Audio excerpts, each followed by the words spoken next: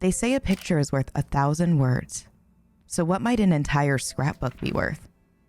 And even more importantly, how much is a moment worth?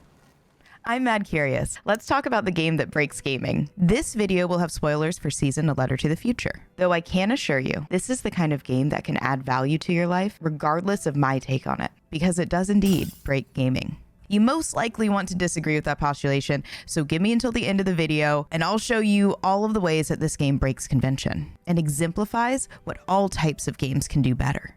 We're starting with the very last line from our playable character. So spoilers in 3, 2, 1. It is not too late. It is not too late. There are a few interweaving themes throughout this game: dreams, memory, time. But the last line focuses on the overarching question that it wants us to ponder. It is not too late. For what? This implies a focus on time, and we'll get into how time is a very present theme throughout the game. But that's broken out into the segments of dreams, remembering, and forgetting. Saying late implies that it's not just about time, but about doing something relevant before another time. This implies a shift. This implies change. Saying it is not too before late implies an amount of control in taking action and having an effect before change. With all of that in mind, to answer the statement that I set out with, the video game that breaks gaming. Let's start with the big question that this game encompasses. What is the true nature of change? The story asks a simple question, but it doesn't give you the answer in a neatly wrapped package. The experience you have within the game is the answer. I promise this isn't hyperbole, stick with me for a moment. Season stands out from other games in a number of ways: immersion, mystery, synergy, rewards, story, and the bike. Yes, my final point is about the bicycle. I have a theory that it's about much more than just taking the scenic route. Immersion. The PS5 is built for immersion. The haptics and adaptive triggers make the experience so much more real. Just pressing the buttons and getting feedback at the time that you're expecting it, and at times where maybe you're not, there's something about it that makes it so real. And it actually made me want to ride a bike to the point that I actually have twice in the last week just because of this game. A fun fact that I realized about this game as I was analyzing it after the fact was that our character doesn't speak in the cutscenes. She only speaks for internal dialogue. It focuses you on the person that you're speaking to, not on how you are presenting yourself to the person. Even though that you are making the dialogue option choices for your character, she's not speaking them. It's keeping your focus on the other person and listening from the person as you are recording them, as you were recording their stories. This game also doesn't ask much of you. Unlike many games today where we're overstimulated as much as in our daily lives, there's a constant bombardment of possible tasks versus the freedom to explore and uncover. You see, while having many choices does give you freedom, it doesn't always give you the best experience. You aren't always at your most peaceful. It can actually heighten your stress levels. There are studies on the overstimulation of our current society. And it's intriguing that a game has taken that and decreased our options. This isn't a sprawling open world game with a million different types of gaming within it. This isn't a game that throws out everything and says, okay, have fun. This is a game that has constructed a piece of art. Without going into great depth on open worlds, I'm sure we'll have an opportunity to do that with a different game. My personal take on why there's so much criticism around open world games right now is because they lack clarity. They lack a specific vision and direction. A really good comparison to this is story writing in general, which is obviously very related to game writing and gaming creation. There's a really good quote by Stephen King. In his book on writing, he talks about how writing is like uncovering fossils. It's about uncovering the specific story that you're writing about and chipping away at everything else until you get there. You have to cut away everything else to have that clarity where everything comes together and has a purpose within that game. That is so much more powerful than 60 hours of doing a bunch of disjointed activities. In Season, there's no checklist, there's no quests, no waypoints. The uncertainty equals the adventure in this game. How can a game call itself an adventure game without ever just letting you tune it all out and explore? That's adventure. An adventure has uncertainty. Even in real life, we usually travel around with purpose. In a world where we're constantly overstimulated, this game is meditative in comparison. The only thing it asks of you is to slow down and be mindful, notice things, and decide what to capture for others. This actually sometimes makes it difficult to distinguish the must-dos that will trigger the end of the game. This means the main quests and side quests are virtually indistinguishable. The experience you'll have with the game is organic. You only realize in hindsight that the main checkpoints are actually the conversations. Hold on to this as we now go into mystery. They made the most common gameplay characteristics the side missions. The game isn't about mysteries. They present mysteries that you don't even need to solve. I unlocked the shrine before finishing the mysteries surrounding the gods. Mysteries that need to be solved are technically side missions, and they add to the entire experience. Can you have a completed story and experience without them? Yes. Do they add more meaning to this experience as a whole if you complete them? Yes. This is what side missions should strive to accomplish. If more games had purpose to the story, to the character, to the player, maybe we wouldn't need a game to break the industry, because fewer games would feel so repetitive and same. Speaking of how the gameplay in Season is framed, let's talk about its synergy, where gameplay and message can work together rather than just as different components of the game. So let's talk about the scope. I anticipated this being much larger. The way the beginning of the game was set up, I'd thought this would be a game about travel. We're going to be in this game for the rest of our lives. I had thought that we would travel throughout multiple locations and cultures, but we mainly explored one. This is because the game isn't about travel. It provided a sample, and certainly not for lack of content. Games can be so vast these days and with much less to say than Season had. And I can imagine ways where this game could have continued on and taken us through our character's potential journey to the museum vault. But that full adventure wasn't the scope of this game. That wouldn't have furthered the central theme of this game, so they didn't include it. It actually could have detracted from the core focus and message of the game had they made the scope more expansive, because it might have become overburdened. What do I mean by this? I'm a beginner to meditation, but in many of the directed meditation sessions that I've tried, they have you focus on one thing at a time. How a part of your body feels, a sound, your breathing. It's focused awareness. As a beginner in meditation and focused awareness, you are using your mind in a way that you might not often use it. And there are many published studies comparing the act of exercising parts of your brain as you might exercise your body. And it can have numerous potential benefits, but you don't want to overdo it on the first time that you exercise a muscle. You need to build up strength and stamina. Season has us flexing our meditative focus and awareness muscles, and the scope of this game only being a sample of what it could be shows an insight from the creators of Season, knowing that they're breaking gaming norms.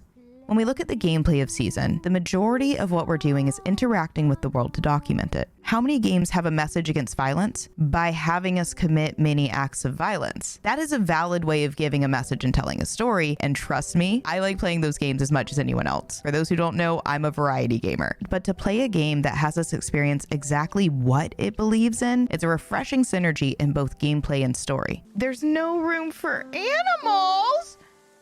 Oh my god, are all these cows gonna die? It breaks my heart, but I have to leave all of you here. I've got the radio tuned to your favorite station. You've always done right by me. They're gonna what?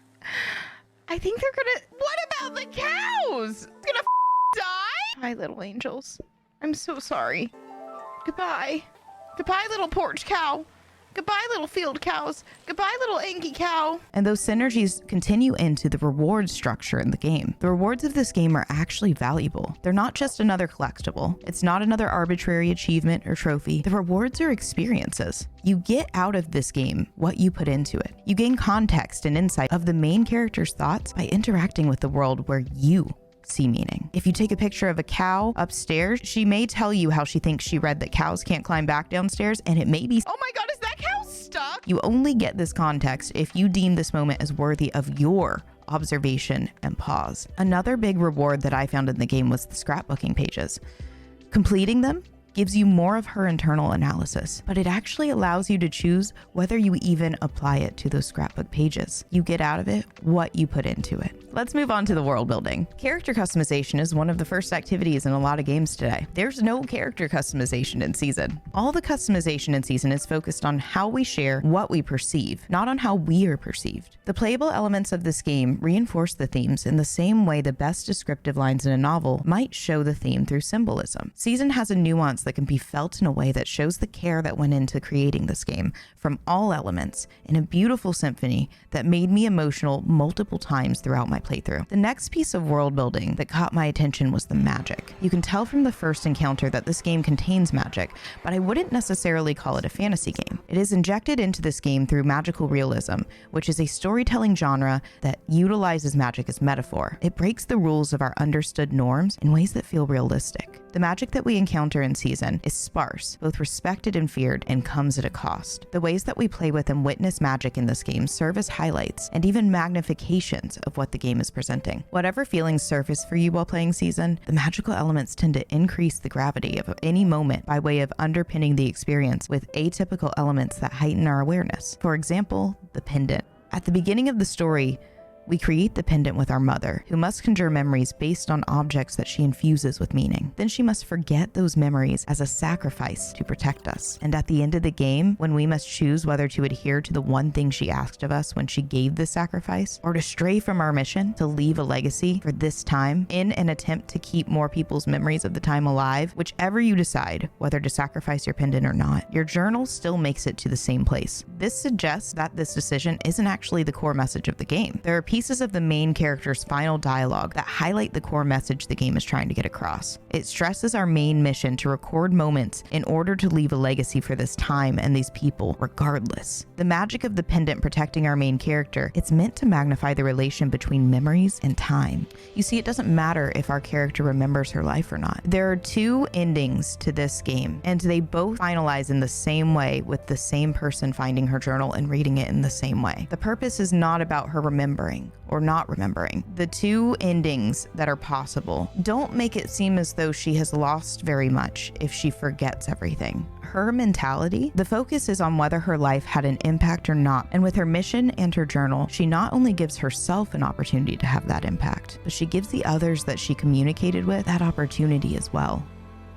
The gods are another core piece of the world building in this game. They're the gods of dreams, remembering, and forgetting. I thought one of these gods would actually be the god of time, but I didn't realize until the end of the game that each of these are considered and presented in their relation to time. Interacting with these are not necessary in order to complete the story, as evidenced by the sun going down before I'd visited the last of the gods. These topics only carried as much meaning as you chose for them to carry. If you decided to interact with their areas of the game, they enhanced the end message. They were side missions, but each of these segments felt as important as any other message in the game as you played it. I chose to interact with the god of forgetting, even amidst a clear warning not to, and I made my character forget her name. While it doesn't change the end scene and message, this impacted me heavily. I sat there in stunned silence. This is what a side mission should be.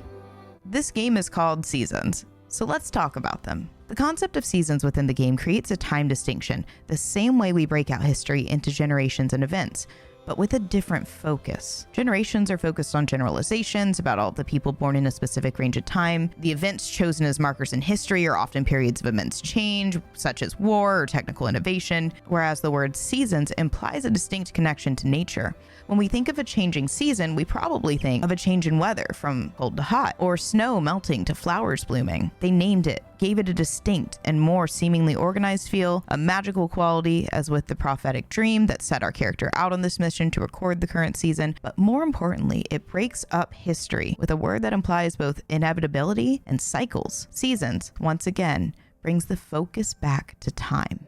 The last thing I want to talk about in relation to the world building is the setting. Does Season, A Letter to the Future, take place on Earth? This game gives us multiple hints that this mysterious world may actually be a future version of our own. This lends to the experience of our in-game mission being this adventure of writing a letter to the future. Maybe with its line, "It is not too late," it's suggesting that we can do the same right now. One of the most powerful examples of the game hinting that this is Earth comes towards the end of the game, when our playable character is directed to turn on a set of large lights in order to signal to others that the season is ending.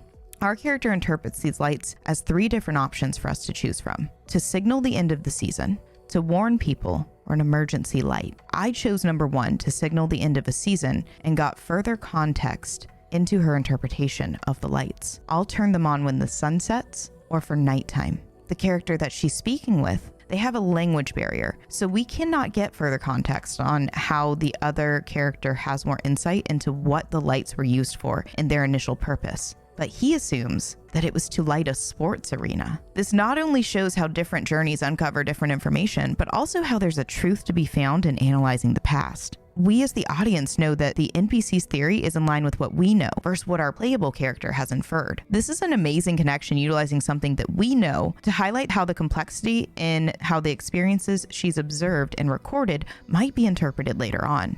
It makes us wonder how people might see our current civilization in the future. It also serves as symbolism for how we interpret the world around us. The NPC was focused on the past utilization of the lights, while our playable character was focused on the present. The story's meaning isn't my final point this time, but it's amazing in and of itself, and it connects directly to the point of this video. Season: A Letter to the Future is the video game that breaks gaming because it doesn't tell us the message. It doesn't even show us the message. It urges us to live the message. So what is Season asking us to live? Remember the central theme that we deciphered at the beginning of this video? What is the true nature of change? We've already been over the last line. It is not too late. Season doesn't give us an answer. It gives us a call to action. The true nature of change is not just the journey, not just about what we remember, and it's not even just about what we choose to do with our time. Change is what we choose to share with others. And Season: A Letter to the Future is a letter to you. It's urging you to open the scrapbook of your life, to mindfully arrange the meaning in each chapter, and only you can fill and decide when to turn its pages. How will we be remembered? My final point is on the thread that has propelled us through this entire journey, the bicycle. It isn't her only tool, but it is the one that propelled the narrative. Not because it's low tech as the society seems to be, not because it's easy to get on and off of, or because it keeps you immersed in nature. All of these could be reasons behind why our character is using the bike. But why did the creators of the game choose a bike? They could have used any number of things and created the world to tell the story in a number of ways. Cars clearly existed in this world. Whether that means it's Earth in a later time or not, it was very possible for them to use cars or anything else, but they chose a bike. Whether they planned it or not, the presence of the bike is symbolic. It is the thread that ties together Season's message. I want to refer to one of the final scenes in the movie Steve Jobs, which is actually a real quote by Steve Jobs himself. Funny thing is, he's referring to the medium on which I played this game, and on which I'm writing and recording this video. Computers are the bicycle of the mind. And the creators of this game made a game that communicates its message without excess in a time when open worlds and large scope games have made the industry tired. I have one more example to drive this point home. Disruption theory. Disrupting occurs when we break enough things that change occurs. You see, the bike isn't the most efficient tool at getting you from point A to point B. The bike is the minimal viable tool in which we become the most efficient animal. Season proves its point the same way the bike gets our character around, without excess. It says what it needs to say without becoming overburdened. It focuses in and it trades grandeur for specificity. Season is the epitome of communication in gaming. And what is any medium if not communication? Change is what we choose to share with others. The message can be told in many different ways, but the method of communication in this is so well formed as to be meta, transcending industry norms. You see, Season: A Letter to the Future is a game that breaks gaming because it can't be anything else but a game. The message and experience that it brings can't be replicated by any other medium. This game utilizes gaming with a capital G to its fullest extent. It understands the essence of why we play games, what value they bring, apart from any other medium. You can't pick up Season and try to translate it to TV, movie, or even a book. Stone and soil, water and wood, a collection of samples of the ecosystem of the valley. Is the ecology of the valley the root cause of everything that happened here? You've brought me pieces of the valley itself, the natural world. What we took from it, what we were given. What if our destiny is not in our hearts, but in the soil of the earth? Do you want this to be our theme? Yes. Very good. And the tea is ready. In the past, I tried to control everything. My work was dead. This time, Let's follow our intuition, gather some pieces, and see what happens. What magic might be hiding in this day, which will pass and never return? Not because of fidelity. We could go into extreme depth about the different mediums of communication and storytelling, and it's very possible we will as we analyze more games in this way. But as a basic premise, all stories can be translated and will always lose fidelity and shift and change into a related but beautiful new piece of art. That's not why this game can't be translated. The only way to drive home this game's message is through having us play it. The game asks you to choose how much of it to explore. And from that exploration, what meaning to create. The key component of understanding the message of this game is your personalized experience. Only time will tell if Season doesn't just break gaming, but disrupt it. If enough people are paying attention, it just might. It is not too late.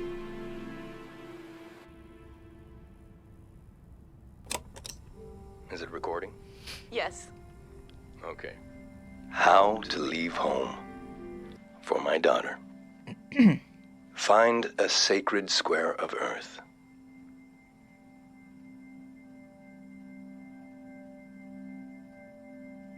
Lay down so you have the dirt at your back.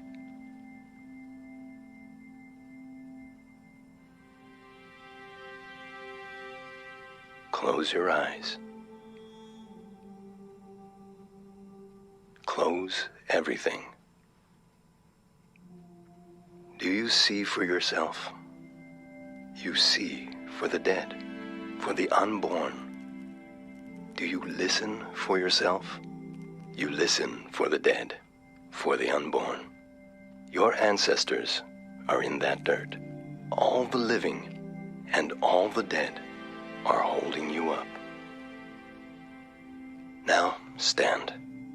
They're still there, aren't they? It's time to move, to entangle yourself everywhere with everyone. So the next time you lay down in the dirt, you will have so much more to tell them.